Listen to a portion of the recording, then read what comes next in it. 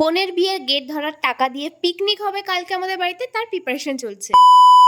আজ হলো 2 মে আর আমাদের গদাইয়ের জন্মদিন। সন্ধ্যাবেলা গিফট নিয়ে একদম ওদের বাড়িতে চলে গেছিলাম সারপ্রাইজ দিতে। বাবা তুই এবার এইসব তাল করেছি গদাই, কি করিস? হ্যাপি বার্থডে করছো। বুড়ুর নাকি শরীর খারাপ খুব। আজ সকালে সারাক্ষণ করছিল। তোমার জ্বর এসেছে মা?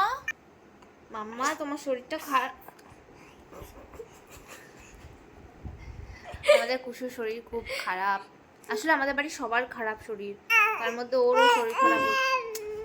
না ডিউটি এই যে পড়ছে, বুনুকে সামলাচ্ছে, একসাথে কি দুটো হয়? তাই জন্য পড়াটাই বাদ হয়ে গেছে। না আর কুসুর এই পুতুলটা খুব পছন্দ।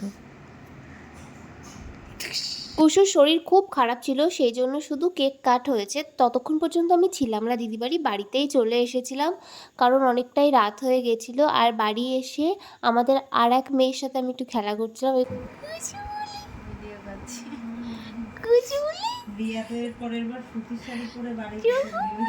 বাড়ি আসতে না আসতেই মা আমাকে দিল জামরুল, আর এই বছরের প্রথম জামরুল খাচ্ছি আমি।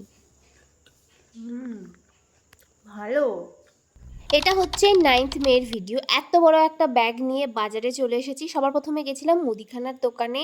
আমাদের বাড়িতে এই বছর অনেক পিকনিক হয়েছে, মানে পিকনিক হতেই আছে, শেষ হওয়ার নাম। আমার বোনের বিয়ের গেট ধরার টাকা দিয়ে কালকে পিকনিক হবে আর জমিয়ে খাওয়া দাওয়া হবে। ওরা জোর ভাঙতে এসেছিল আর এই সুযোগ ছিল, মানে সবাই এক জায়গায় আছি আমরা, তো এই দিনটাকেই কাজে লাগানো হলো। আর লাকিলি আজ আমাদের এখানে হাটবার, তো হাট থেকেই পিকনিকের সবকিছু আমরা কিনে নিয়েছি আর কালকে আমাদের পিকনিক হবে। প্রথমে প্ল্যানিংটা অন্য ছিল, আমরা ভেবেছিলাম আমরা বাইরে থেকে খাবার কিনে বাড়ি এনে পার্টি করবো, বাট কালকে যেহেতু মাদার্স ডে তো ভাবলাম আমরা নিজেরা রান্না করে মাদেরকে সারপ্রাইজ। আমরা আবার যাচ্ছি বাজারে, কারণ হচ্ছে এই থালা গ্লাস কিনেছিলাম, ঠিক আছে, 2 প্যাকেট থালা আর গ্লাস দোকানে রেখে চলে এসেছি।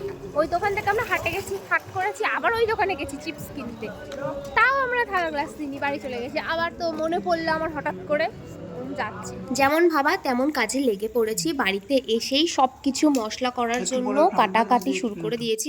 আর ফ্রাইড রাইসও বানাবো, তো তার জন্য সব কিছু কাটাকাটি শুরু করে দিয়েছি। আমরা জানি যে আমরা যদি রান্না করতে বসি তো কালকে সন্ধ্যাবেলায় পর্যন্ত হয়তো আমরা খেতে পারবো, বাট আমাদের খাওয়ার প্ল্যানিং যে দুপুরবেলায়, তাই জন্য কালকের রান্নার জন্য জোগাড় যন্ত্র আমাদের আজই করে রাখতে হবে। আজকে রাতে মশলাটা করে রাখতে পারলেও খুব ভালো হতো, বাট সেটা হলো না, অনেক রাত হয়ে গেছে, প্রায় 11টা বেজে গেছিলো। তো এইগুলো শুধু কেটে কুটে রেখে দিয়েছি, কাল সকাল সকাল উঠে খাওয়া দাওয়া করে রান্নার কাজে লেগে পড়বো। পিকনিকের ব্লগ খুব তাড়াতাড়ি আপলোড করতে চলেছি।